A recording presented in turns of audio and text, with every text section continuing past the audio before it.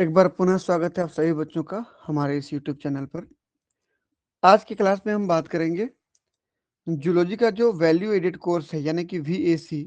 इसका जो course title है पब्लिक हेल्थ एंड हाइजीन में जो चौथा यूनिट हमारा चल रहा था, इसमें आज हम बात करेंगे फायर सेफ्टी, मतलब कि आग से सुरक्षा हमारा टॉपिक रहेगा आज का। इसमें जो पहले टॉपिक, मतलब इस वीडियो में जो बात करेंगे हम फायर कंट्रोल कि फायर कंट्रोल कैसे करके करेंगे हम। ठीक, फिर अगले वीडियो में हम बात करेंगे फायर एक्सटिंग्विशर कैटेगरीज कि आग बुझाने वाले जो अ, मशीनें होती हैं, जो सिलेंडर होता है वो कितना प्रकार के होता है। ठीक, तो आज हम बात करते हैं फायर सेफ्टी में फायर कंट्रोल। चलिए देखते हैं। ये हमारा टॉपिक है फायर सेफ्टी में फायर कंट्रोल। तो fire safety involve preventing fire.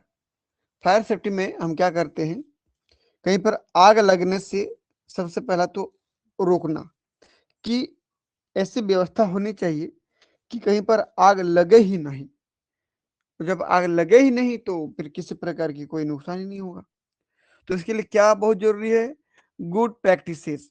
एक बहुत अच्छी आदत आपके पास होना चाहिए कि आसपास किसी प्रकार के गंदगी न फैलाएं, कागज न फेंकें, कपड़ा न फेंकें, क्योंकि किसी एक को अगर आग लग गई तो पूरे वहां की उपस्थित सभी चीजों को जला के राख कर देगा।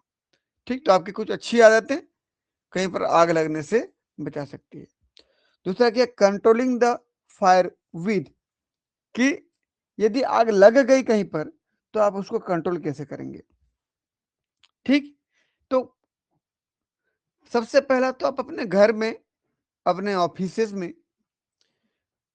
आग लगे उसके शुरू में ही पहचान में आ जाए, उसके लिए डिटेक्शन करें। डिटेक्शन यानी कि वहां पर कुछ ना कुछ फायर अलार्म लगाएं, फायर सेंसर लगाएं, जो धुआं से या टेम्परेचर से या थोड़ा गर्मी से वो आपको पता चल जाए, वो सेंसर काम करे, अलार्म बज जाए तो आपको पता चल जाए कि हाँ आग लगने वाली है।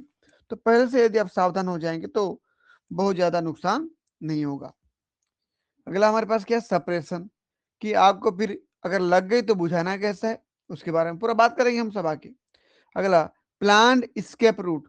हर एक चीज हमेशा याद रखना कि जब भी आप ऑफिसेस या घर बनाते हैं या किसी प्रकार की बिल्डिंग बनाते हैं तो वहां पर एक चीज याद रखना कि हर कमरे में कम से कम 2 रास्ते होने चाहिए जो बाहर खुलते हो। ठीक, ताकि इमरजेंसी के समय उस रास्ते से बाहर निकला जा सके और जान बचाया जा सके।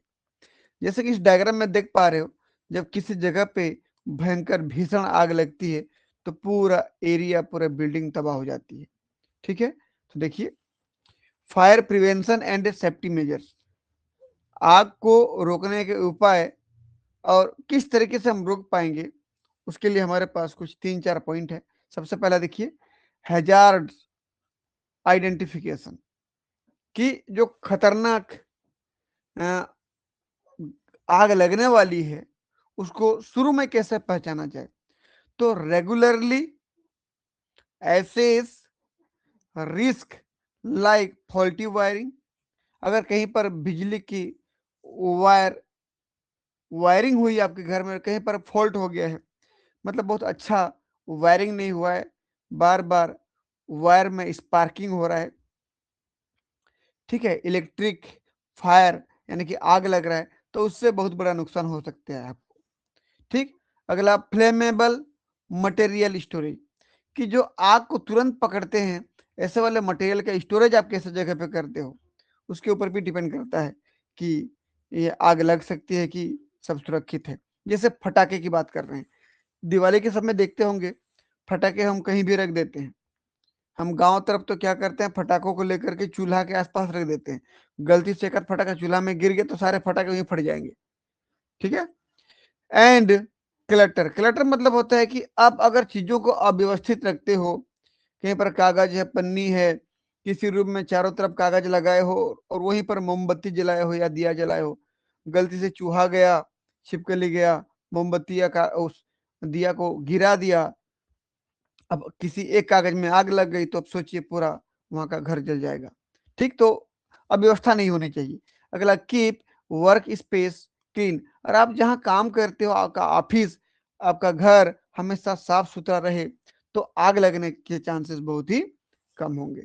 ठीक है, तो हैजार्ड आइडेंटिफिकेशन मतलब क्या है कि हानिकारक चीजों का आपको ध्यान रखना है, पहचानना है कि किससे आग लग सकती है, तो उन चीजों को कम इस्तेमाल करेंगे आप।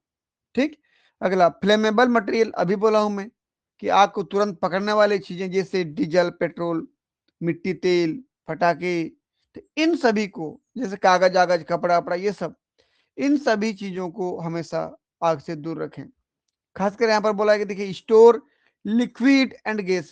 लिक्विड मतलब क्या, जैसे पेट्रोल, डीजल, केरोसिन, मिट्टी तेल, ये सब। और गैसेस मतलब जैसे गैस सिलेंडर होता है, खाना बनाते हैं हम लोग, ठीक, सीएनजी गैस, एलपीजी गैस, इन सभी गैसेस का भंडारण या वो जो रखते हो जगह बहुत सुरक्षित होना चाहिए। इन डेजिग्नेटेड एरिया, बहुत स्पेशल जगह पे रखें जहां पर आग ना पकड़े। ठीक, और अगर आग लग भी जाए तो बहुत कम नुकसान हो। डिस्पोज ऑफ कंब्यूस्टिबल वेस्ट जैसे पेपर एंड वुड प्रॉम्प्टली। मतलब कुछ ऐसे मटेरियल भी होते हैं जैसे पेपर, कागज और हमारे जो लकड़ी के सामान होते हैं जो काम के लायक का नहीं है, उसको तुरंत डिस्पोज कर देना चाहिए। उनको या तो आप जाके जला दो या उसको कहीं ना कहीं डंप कर दो। ठीक, किसी कचरे के डिब्बे में डंप कर दो, उसको आगे की प्रोसेस वहां के जो कचरा व्यवस्था को देखते हैं वो कर लेंगे। इधर उधर कहीं नहीं फेंकेंगे, इधर उधर फेंकेंगे तो हो सकता है कहीं पर आग लग जाए। ठीक, तो इन सभी चीजों का आपको ध्यान रखना है, उसको अच्छे से डिस्पोज करना है। ठीक, अगला हमारे पास है स्मोकिंग सेफ्टी। अगर आप धूम्रपान करते हो, यदि बीड़ी सिगरेट पीते हो, गांजा पीते हो, चीलम पीते हो, तो उस समय की बात कर रहा है कि प्रोवाइड डीप एस्ट्रे। एस्ट्रे मतलब जब बीड़ी सिगरेट पीते हो तो उसके राख को हम लोग क्या इधर उधर कहीं पर भी उसको थोड़ा झाड़ करके निकाल देते हैं। हो सकता है उसमें एक ज्वाला निकल गया हो और वो आग पकड़ ले, तो इसलिए बीड़ी सिगरेट के उस राख को झाड़ने के लिए आप एश ट्रे रखें। बहुत बड़ा सा कटोरी आता है, चीनी मिट्टी का बना हुआ कटोरी रहता है, उस कटोरी में डाल दें। बहुत गहरा वाला कप जैसा होता है उसमें डाल दें। ठीक, तो इधर उधर उसका जो जो ज्वाला है, जो फ्लेम उड़ेगा नहीं। अगला, सोक बर्ड्स, या जो सिगरेट पीते हो आप, पीने के बाद उसको थोड़ा गीला करना चाहिए ताकि भीग जाए तो वो क्या हो जाए, बुझ जाए। वरना पीने के बाद यदि आप ऐसे थोड़ा सा जो बचता है आखिरी में उसको ऐसे ही अगर कहीं पर फेंक देंगे तो किसी कागज में आ जाएगा, किसी घास में पड़ जाएगा, सूखे घास में आग पकड़ लेगा, पूरी बस्ती को जला के राख कर देगा। ठीक, नेवर स्मोक इन बेड। कभी भी अपने बिस्तर पर स्मोकिंग ना करिए, बीड़ी सिगरेट ना पिए, क्योंकि अगर उसका एक भी ज्वाला गिर गया कपड़े में तो पूरा जला देगा। Use child resistance lighters and store them away from the kids. इस प्रकार का लाइटर इस्तेमाल करें आप, अगर बीड़ी सिगरेट के आदी हो गए हैं, इस प्रकार का लाइटर इस्तेमाल करें कि वो लाइटर एक छोटा बच्चा वो चला ना सके, उसको ऑपरेट ना कर सके। ये तो बहुत सिंपल वाला लाइटर लाएंगे, वो आपको देखेगा आप कैसे जलाते हो, वो भी देखेगा, जला देगा। पता चला बिस्तर में लेटे लेटे ही जला दिया तो वहां आसपास कपड़े में आग लग गई तो पूरा घर जल जाएगा। इसलिए छोटे बच्चे उस लाइटर को न जला पाए, इस प्रकार का लाइटर आप रखिए ताकि सब सुरक्षित रहे। अगला, electrical safety, address electrical malfunctioning quickly. यदि किसी प्रकार का घर में कोई वायरिंग में कोई दिक्कत आ रहा है, कहीं पर स्पार्किंग हो रहा है, तो आप तुरंत उस इलेक्ट्रिशियन को सूचित करें ताकि वो आए और उसको ठीक कर दे। वरना क्या होगा, एक तो जो वायर होती है सबसे ऊपर में प्लास्टिक की लेयर चढ़ी रहती है, स्पार्किंग होता है तो वो मस्त जलते जलते आगे बढ़ते जाता है, वहां से बहुत बड़ा एक घटना भी घट सकता है। ठीक, देख लीजिए इधर, ये हमारे पास डायग्राम में दिख रहा है कुछ, ये अलार्म है, फायर अलार्म है, ये एक्सटिंक्शर है, इसके अंदर कुछ ना कुछ मटेरियल भरे होते हैं जो आग बुझाते हैं। अगला, आप हेवी प्लगिंग ना करें कहीं पर। ठीक, अगला देखिए ये क्या है कि अपने आसपास चारों तरफ सुरक्षित रखें। ठीक, ये वाला मैं अभी हम बात करेंगे कि आग से बचने के लिए कैसे हमको बाहर निकलना है।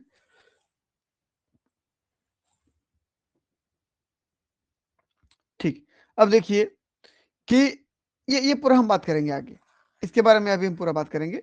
बस ये समझिए आप कि अनचाहे कहीं पर किसी आग को पकड़ने वाली चीज़ों को ना रखें और कहीं भी बीड़ी सिगरेट पी करके उसको ना फेंकें, उसको सही जगह पे डिपॉज़िट करें, एशट्रे में उसके राख को डालें, या जिस बीड़ी सिगरेट को आप पीते हो, पीने के बाद क्या करते हैं लोग, नीचे गिरा देते हैं और पैर में कुचल देते हैं, लेकिन वो उसमें पूरी तरीके से आग बुझता नहीं है।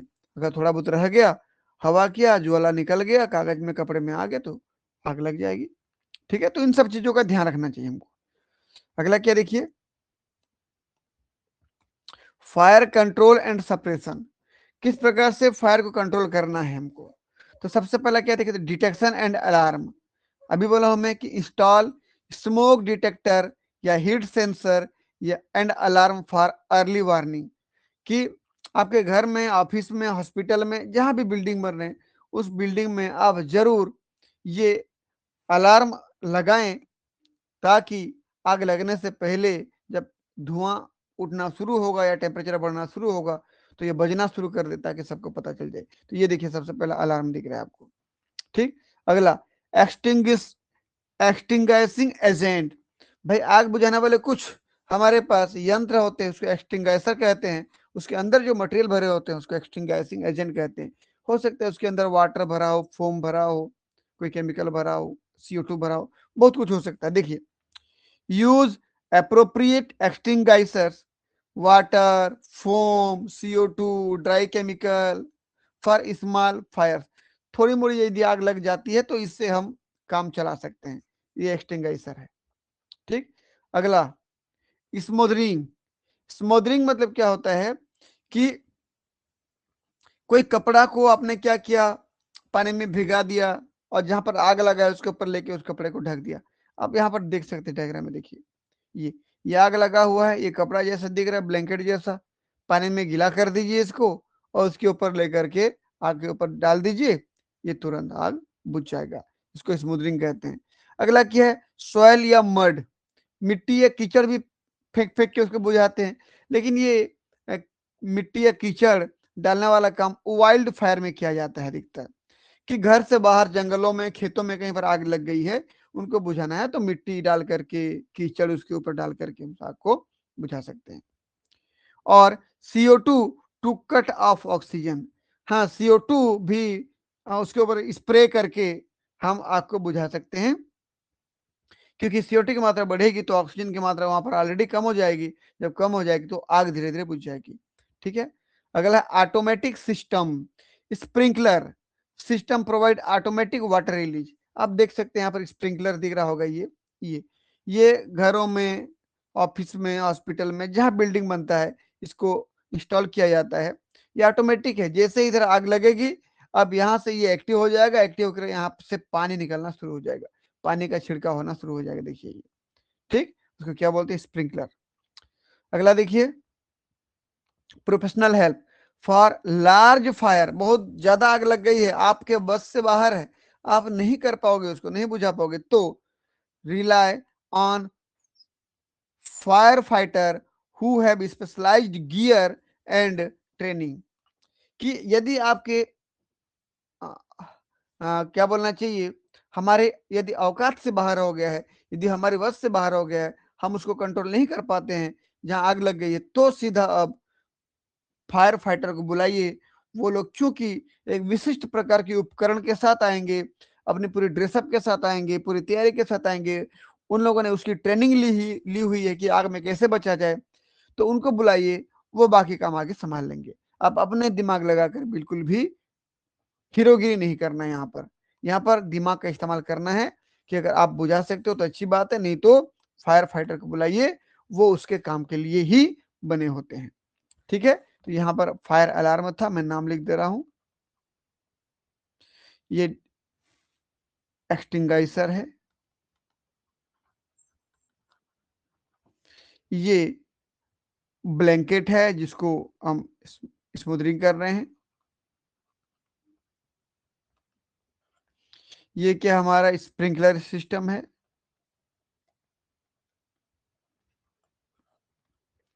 अपने आप चालू हो जाएगा, ऑटोमेटिक होता है। और ये सब क्या है बोलने पर फायर फाइटर है। ठीक है बच्चों, तो इस प्रकार से हम आग से काबू पा सकते हैं। अगला देखिए तो इमरजेंसी प्रिपेयर्डनेस एंड रिस्पॉन्स। आग लग गई है तो हमको क्या करना चाहिए, हमको पहले से किस प्रकार से प्रिपेयर रहना चाहिए कि अगर आग लग भी जाए तो हम बच पाए। तो सबसे पहले एस्केप प्लान, जब भी बिल्डिंग बनाई जाती है तो आग से बचने के लिए भी रास्ते बनाए जाते हैं। ठीक, have two ways out of every room, प्रत्येक रूम से दो दरवाजे बाहर खुलने चाहिए। यहाँ पर ध्यान से देखिए, मान लीजिए ये रूम है, इधर एक बाहर खुल रहा है, इधर एक बाहर खुल रहा है, जब भी आग लगेगी अंदर में दोनों में से किसी न किसी रूम से तो बाहर निकल ही जाओगे। ठीक है, तो हमेशा हर रूम के पास कम से कम दो गेट खुले जो बाहर सीधा खुलता हो। Practices escape route and choose an outdoor meeting spot। तो कहने का मतलब ये हुआ कि आप इस प्रकार से कमरे को बनाइए कि उसके दो रास्ते बाहर खुलते हों और सीधा बाहर ही खुलते हों, बाहर ही स्पॉट पे खुलते हों, बाहर मिलते हों। ऐसा ही नहीं कि इस कमरे से इस कमरे, उस कमरे से इस कमरे, ऐसा नहीं करना है। ऐसे रास्ता बनाइए कि सीधा वो बाहर खुलते हों, ताकि इमरजेंसी में आप अपनी जान बचा सको। ठीक, और इस किस प्रकार से बचना है हमको, उस बचने के लिए आपको उस जगह पे प्रैक्टिस कर लेनी चाहिए। क्योंकि पता चला आप 15-20 साल तक उसको खोले नहीं हो, जब आग लगेगी खोलना चाहोगे खुलेगा नहीं, जंग लग चुका है, दिमाग आ गया है अंदर में, समझ रहे हो ना। इसलिए आपको प्रैक्टिस भी करनी चाहिए। अगला हमारे पास क्या है, ड्यूरिंग अ फायर, कि जब आग लग गई तब क्या करना है। तो crawl low to avoid smoke, जहां पर आग लग जाती है हम सब नीचे झुक जाते हैं, और नीचे जिस प्रकार से छिपकलियां चलती हैं उस प्रकार से हम चलते चलते आगे बढ़ते हैं, उसको क्रॉलिंग कहते हैं। ठीक, उस प्रकार से जब आगे बढ़ेंगे तो क्या होगा, जितनी भी धुआं उठेंगी, धुआं उठ के तो ऊपर बाहर चली जाएंगी, तो नीचे धुआं कम मिलेगी, तो आपको घुटन बहुत कम महसूस होगी। ठीक, और test door with your hand, और किसी दरवाजे को छू के देखिए बाहर निकलने के लिए, यदि बहुत गर्म है तो बिल्कुल उसको कुछ मत करिए, दूसरा रास्ता ढूंढिए। If hot find another way, यदि वो दरवाजा बहुत गर्म है तो आप दूसरा रास्ता ढूंढिए। और क्या करते देखिए तो, जब आग लग जाती है तो इधर उधर भगदड़ मच जाती है, तो हमको ऐसे नहीं करना है, हमको एक जगह पे स्टॉप हो जाना है। देखिए स्टॉप हो जाना है, ड्रॉप होना है यानी कि नीचे झुक जाना है, एंड रोल होना है। रोल होना है मतलब आपको घूमते घूमते बेलन की तरह घूमते घूमते बाहर जाना है। और उस केस में तभी करना है जब आपके कपड़ों में आग लग गई हो, ताकि जब रोल करते करते घूमते घूमते ऐसे आगे बढ़ोगे तो जब जमीन से आपका कपड़ा टकराएगा तो वो आग बुझ जाएगी। ठीक है, तो सबसे पहले आपको स्टॉप होना है, नीचे ड्रॉप होना है, और फिर कपड़े में अगर आग लग गई तो रोल करते करते बाहर निकलना है। और जब एक बार बाहर निकल के दोबारा उस कमरे में अंदर प्रवेश नहीं करना है। इफ क्लॉथ्स कैच फायर, यदि आपके कपड़े में आग लग गई है तो रोल करना है, नहीं तो सीधा क्रॉलिंग करते करते बाहर चले जाएं। ठीक, रोल करने का कोई मतलब ही नहीं, अगर कपड़े में आग लग गई तो रोल करना है, कपड़े में आग नहीं लगी है तो अब स्टॉप हो जाओ, ड्रॉप हो जाओ, और फिर क्रॉलिंग करते करते बाहर निकल जाओ। एंड नेवर री एंटर ए बर्निंग बिल्डिंग, और दोबारा कभी उस बिल्डिंग में एंट्री नहीं करना है जब तक आग जल रही है सब तरफ। ठीक है, अगला communication, know your emergency number and call from a neighbour's phone if possible. जैसे ही आप वहां से निकल जाते हैं, ठीक, आग लगे, पता चल गया कि किसी घर में आग लगी है, तो आप अपने फोन से अगर पॉसिबल है तो, या फिर किसी पड़ोसी के फोन से, किसी आसपास के व्यक्ति के फोन से आप अपने इमरजेंसी नंबर को फोन करिए। आपका इमरजेंसी नंबर क्या है, मेडिकल को भी फोन करिए, मेडिकल का इमरजेंसी नंबर 108, इस पे कॉल करिए, या आस पास फायर फाइटर को बुलाइए, तो वो आगे आगे का काम संभाल लेंगे। ठीक है, तो कहने का मतलब ये बच्चों कि यदि आग लग गई तो क्या करना है, और आग लगने से पहले क्या क्या सावधानी को ध्यान रखना है। हमेशा याद रखना, जब भी घर बनाएंगे प्रत्येक कमरे के लिए दो रास्ते बाहर खुलने के लिए बनाएं, ताकि इमरजेंसी में बाहर निकल पाओ। घर में फायर अलार्म जरूर लगवाएं, ताकि जैसे आग लगे तो शुरू जब हो रहा हो तो पता चल जाए। ठीक है, तो ये था हमारा आज का वीडियो, फायर सेफ्टी में फायर कंट्रोल, जिस प्रकार से आप करेंगे। हमारा वीडियो आपको कैसे लगा कमेंट बॉक्स पे ज़रूर बताएँ। यदि हमारे चैनल पे नए हैं तो चैनल को सब्सक्राइब करें। वीडियो को अपने दोस्तों के बीच में शेयर करें ताकि उनको भी इस प्रकार की वीडियो का लाभ मिलता रहे। मिलते हैं फिर नेक्स्ट वीडियो में, तब तक के लिए बहुत-बहुत धन्यवाद। Thank you.